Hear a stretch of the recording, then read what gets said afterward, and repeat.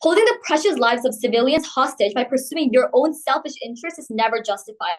Cheon to set up, then our stance under constructives. Proud to propose. First on to set up, rights are fundamental to society, but they are not absolute. They can and should be limited when their exercise causes harm to others, right? While the right to strike is a labor right, in critical services like healthcare, emergency response, and public safety, strike poses severe risks to life and security. Our stance in this debate includes two main points. First, we propose banning the rights to strike in essential services. These services are crucial and time sensitive. Disruptions can cause grave harm and loss of life. Second, we support preserving workers' rights to association and collective bargaining. This can still exist without giving them the right to strike. We advocate for alternative solutions like negotiation and arbitration to resolve conflicts without compromising public safety.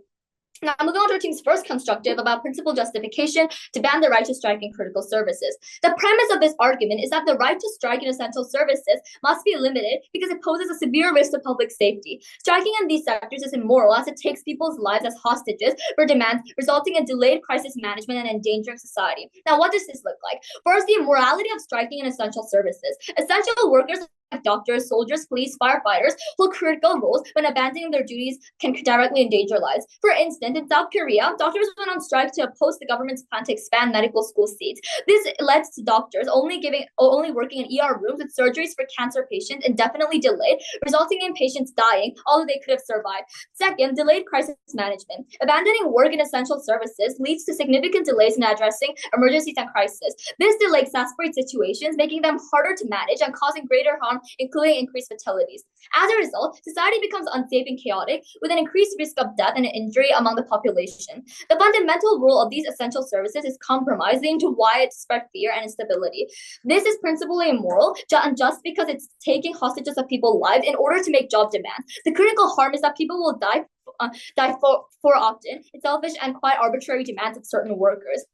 When essential service workers strike, they leverage the immediate need for their services to pressure the government, effectively holding the public hostage. Therefore, we take this argument home. Moving on to our team's second constructive about alternatives to the right to strike in essential service. Right to strike exists as a measure to protect workers from exploitation. If we prove that there are other alternative ways to effectively address workers' concern without compromising the delivery of critical service, we win this debate. This argument operates as an important preemption. So what are the alternatives? Number one, legal and regulatory frameworks. Strengthening the current labor laws regarding employer regulation provides a solid foundation for protecting workers' rights. Regular inspections, compliance checks, and penalties for violations ensure that employers adhere to fair labor practices. In Germany, strict laws and strong unions protect workers' rights without frequent strikes. Comprehensive regulations ensure fair wages and safe working conditions, reducing the need for strikes in essential services. Second, institutional support. Establishing dedicated labor relations, boards or agencies to oversee and address workers' concerns ensures continuous protection. These institutions act as mediators, facilitating negotiation and ensuring fair treatment for workers. In Canada, the Public Service Labor Relation Board mediates and ensures fair treatment for public sector workers, including those in essential services. This enables better communication between the government and essential workers, so the possibility of them wanting to strike is significantly lower. Finally, arbitration. If negotiations fail or reach a deadlock, arbitration is available as a fair and binding resolution process. A neutral third party listens to both sides and make a binding decision on the dispute, ensuring a fair outcome without the need for strikes. In the United States, the Federal Mediation and Conciliation Service provides arbitration services to resolve labor disputes and essential services. This approach has effectively maintained public safety while addressing workers' grievances, right? As a result, essential service workers can be safeguarded against exploitation while critical service continue to function uninterrupted. Public safety and order are preserved and workers' rights are upheld through alternative means. This argument is round-winning because it shows how protecting workers in essential service can be achieved without the right to strike if we have robust legal frameworks and effective dispute resolution mechanisms. These alternatives ensure that workers' rights are respected while maintaining the critical functions necessary for public safety. Prioritizing these approaches over the right to strike balances the need of workers with the imperative safeguard society. To show all these reasons, we believe that proposition takes this debate home. Thank you.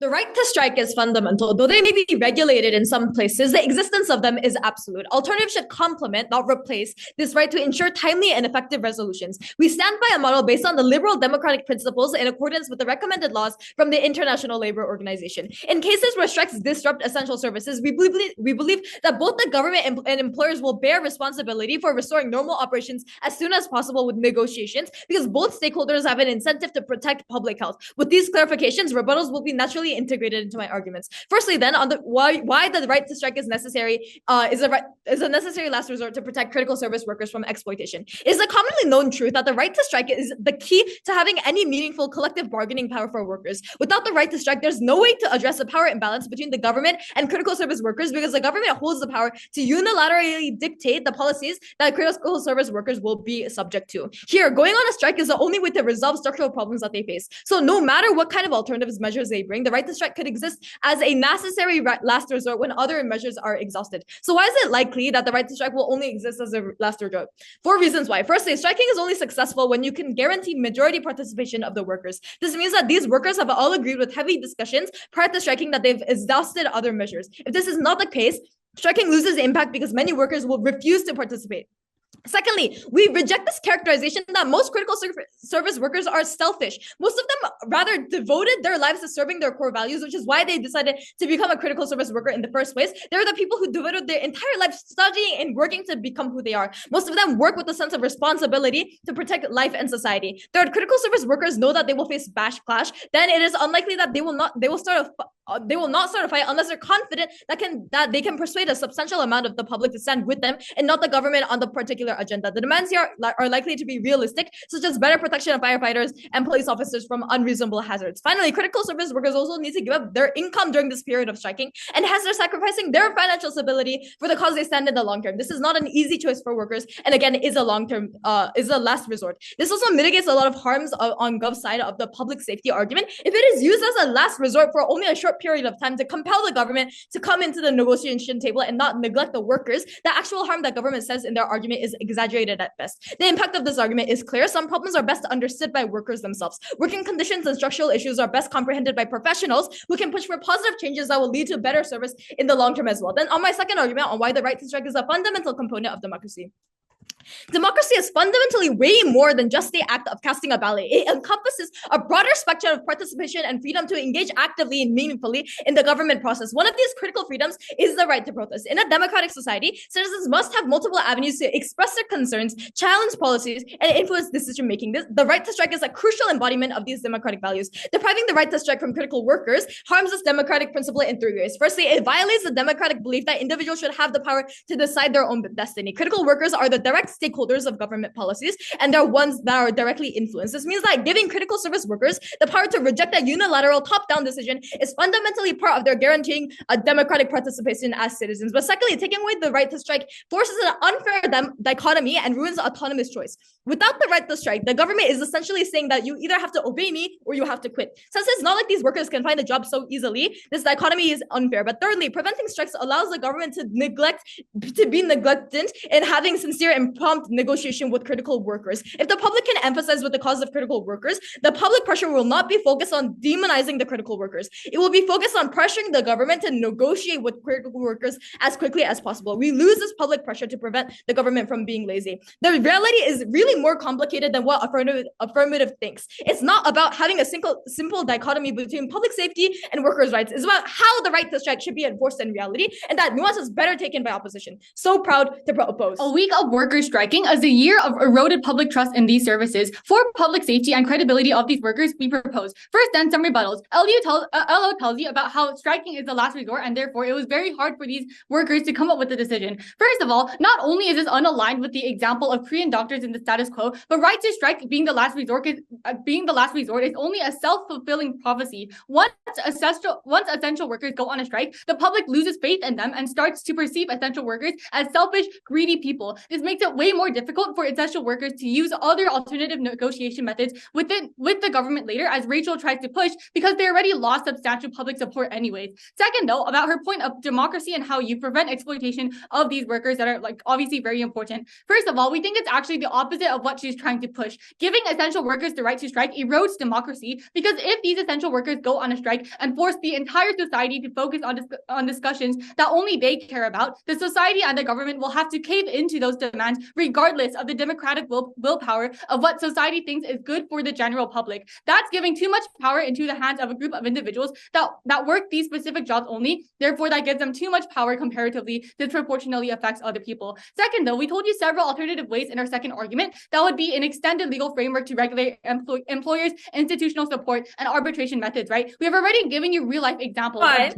and Canada, chat POIs please, where these alternatives are successful in the first place. Side opposition cannot just blindly claim that these measures are insufficient without providing analytical reasons why these alternatives won't work. It's their burden to prove why this isn't the case. Lastly, though, and most importantly, doctors and police are highly irreplaceable because it requires an extensive amount of education and job training to become doctors and police. This means that it is extremely unlikely for government to try to make the system exploitative from the get-go, because then nobody will want to become doctors or police officers. If we can prove why workers won't be exploited anyways, then we should win this debate, because then the need to strike immediately goes away anyways. Third argument then, about the negative public perception of striking essential service workers. The right to strike can lead to a negative public perception of essential service workers, such as doctors and police. This perception can undermine their primary functions in the long term, and note that this completely prevents them from being able to fulfill their role as a service worker. They are among the most important workers in society, saving the lives of individuals and preserving public safety to the best extent, being the best actors. This has two negative impacts. First, it erodes public trust and confidence. When doctors and police strike, the public may see them as abandoning their critical responsibilities for personal gain. This erodes trust and confidence, essential for their effective functioning. For example, if police officers strike, communities may feel less safe and view law enforcement as unreliable, undermining authority and respect necessary for public order to actually happen effectively. Secondly, it undermines the credibility and integrity of essential services, right? The effectiveness of essential services relies on the credibility and integrity. Striking damages their reputation, making it harder to fulfill their roles. For instance, if doctors frequently strike, patients may lose faith in healthcare reliability, leading to decreased compliance with medical advice and reluctance to actually seek care. Why is this particularly problematic for essential workers then? Essential service workers hold high responsibility positions. Public perception is critical to their roles. Striking signals that personal demands are prioritized over public welfare. This perceived betrayal can lead to a lasting negative image, difficult to repair even after the strike ends. Lastly, though, some weighing, right? Please note that there are many instances where essential workers did go on a strike and harmed the public safety. The trade-off between the right to strike and public safety is stark in essential services. The potential harm from striking far outweighs the benefits of allowing such actions in these sectors. We win this trade-off because, first of all, on gravity, right? The consequences of strikes in essential services are very severe, including loss of life and societal chaos. But second, though, on vulnerability, the general public, particularly the vulnerable, relies heavily on the uninterrupted functioning of essential services in order to have basic services and needs in life. For protecting the most vulnerable stakeholder in this debate, we strongly propose. This debate isn't only about the one or two countries with already sufficient worker protections. It's about the majority of the other places where essential service workers are exploited and not being listened to. Before anything, a few clarifications and direct responses. First of all, side government is unfairly only saying that the right to strike is selfish because they define striking in a selfish manner. You cannot buy their tautological premise here. They're cherry-picking their only example of South Korea, and they're qualitatively differentiating the right to strike in cases where people go on a strike for weird, bad purposes. Note that this has failed for South Korean workers because they face so much backlash afterwards, and the government has taken an active role in stopping them, so instead they have turned to just quitting. Public safety is harmed even more when doctors quit because they quit forever. This also responds then to the point that the right to strike should be limited because it causes threats to citizens. The problem with this is that they're saying that the right to strike is because some of these cases were selfish. They're saying that there's a good right and a bad right to strike when Rachel clearly tells you that this right is something that everyone should deserve. But secondly, when second prop tells you that critical service workers will face backlash, this is just another reason as to why this policy is a last resort. This is to say that if there's so much backlash, then workers will simply only strike when it is necessary to prevent backlash. Nayoon contradicts her rebuttal and fails to prove why our policy is not a last resort. But thirdly, what SciGov fails to realize are the root problems of striking. The reality is that workers strike because they are not content with their working conditions. They feel as though they are not being heard by the government. Their point focuses on immediate risks, but ignores the underlying issues that lead workers to strike, such as poor working conditions.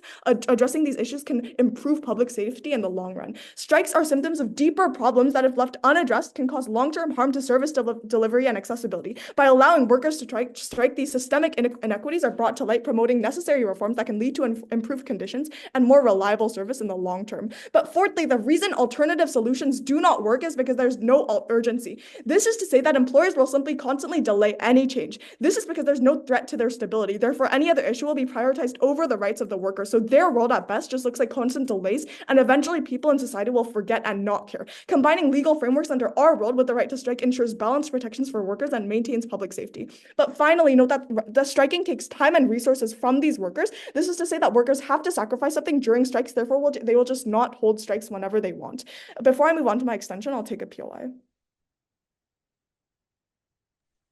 As a person who has surgeries continuously being delayed, what would you think about the doctors who are currently on strike?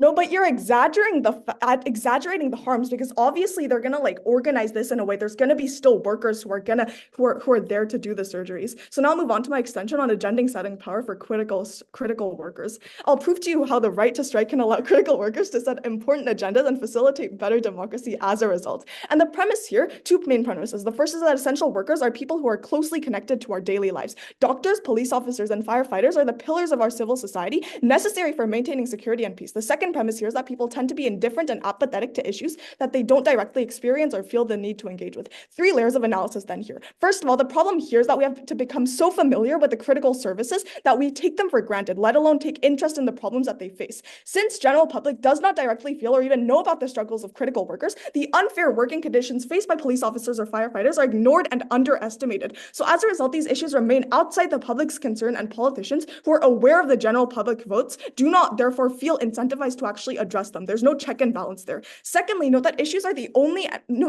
are the only and most powerful mechanism to change this structure. Even without actually going on a strike, critical workers declaring that they have to go on a strike compels the entire society to be educated and curious about these agendas.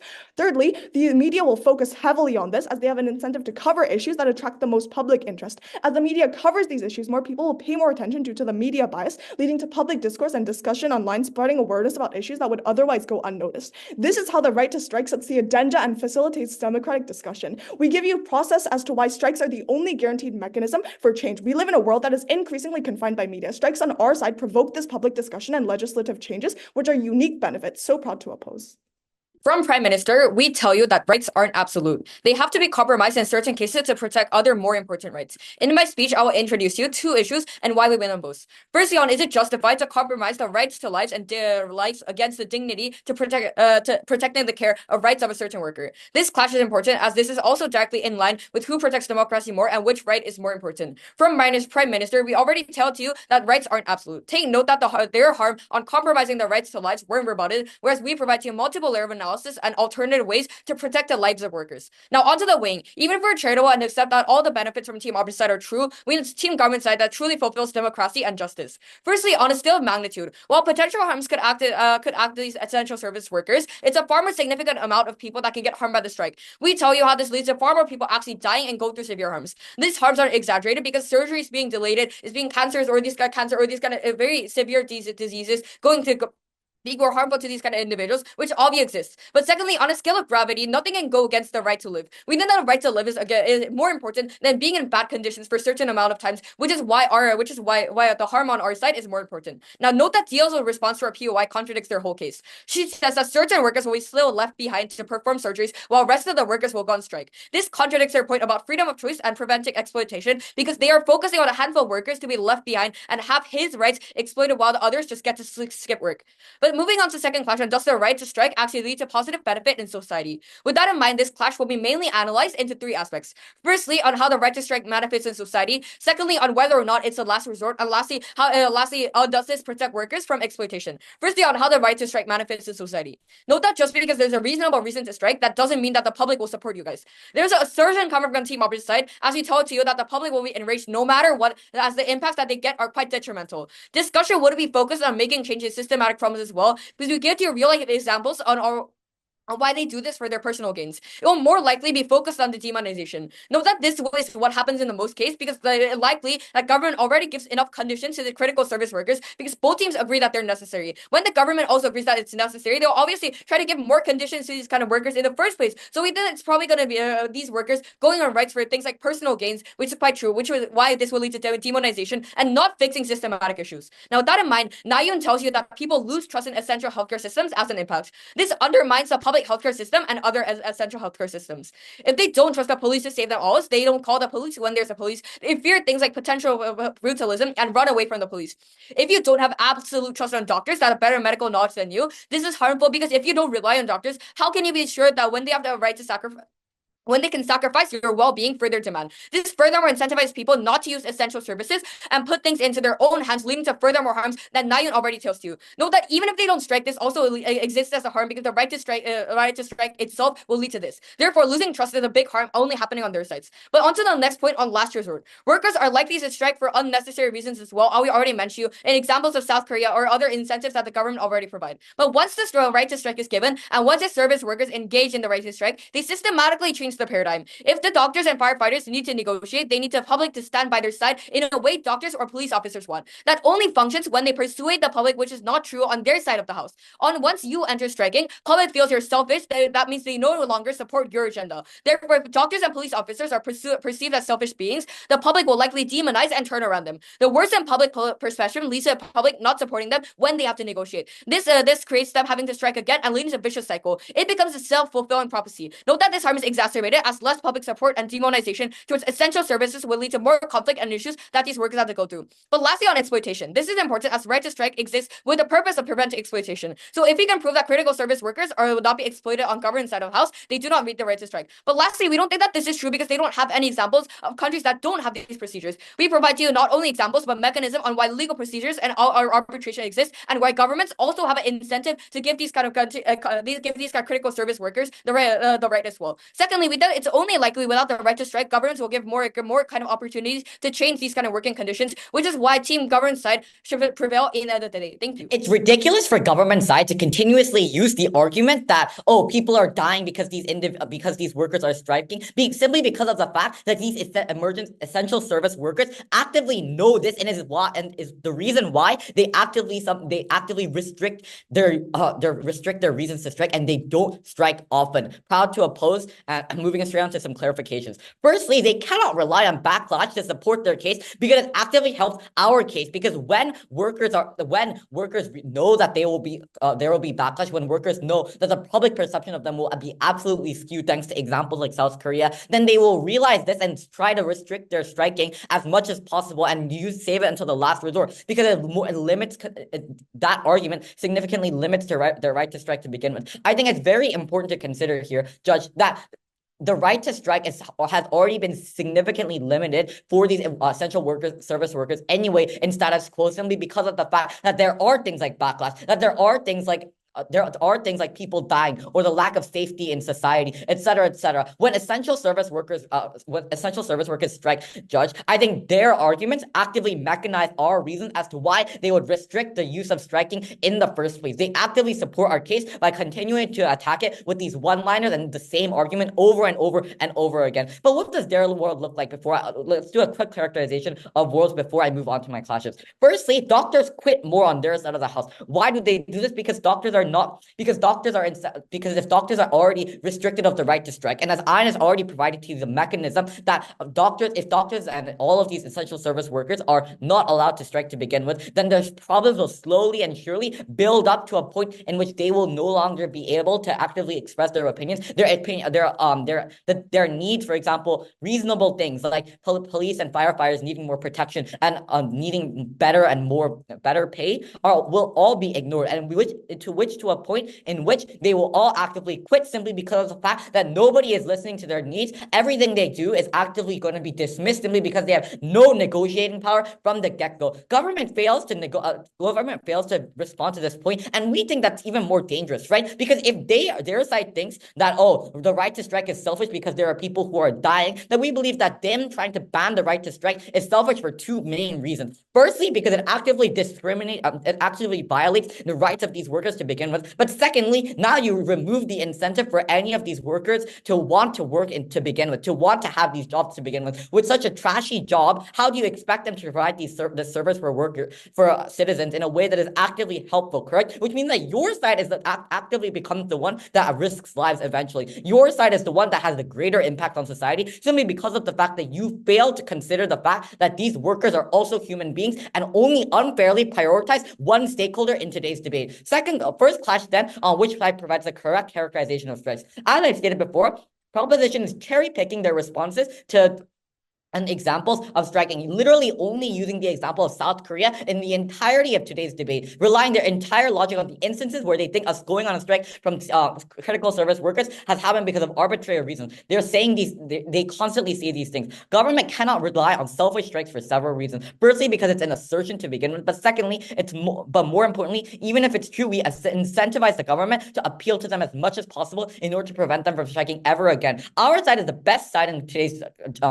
world into this debate, Judge, simply because of the fact that firstly, we prevent them from striking and we incentivize them not to by continuously respecting their rights. But secondly, as I stated before, we keep them happy and we actually listen to them, unlike your side of the house. Government has failed to provide a mechanism for where these individuals, where these critical service workers will have any way to relay their needs and their needs regarding their job, especially since we have already proven to you through our mechanism that they are reasonable ones. Instead, you treat them like children who need to be ignored, which is something that is extremely selfish in today's debate, and only think about the lives of others when you actively damage them as well. Thank you. Just because a couple of people are using their right to freedom to speech to promote hate speech, we don't ban hate speech. Likewise, just because there are some instances where critical service workers strike for bad and selfish reasons does not mean that the right to strike should be taken away from the most vulnerable critical service workers that are risking their lives but cannot enjoy basic working rights. The alternatives here is that affirmative sides gives to us are rebutted by Ein when she tells you that there's still a large power imbalance between workers and higher-ups unless they have the power to risk public safety.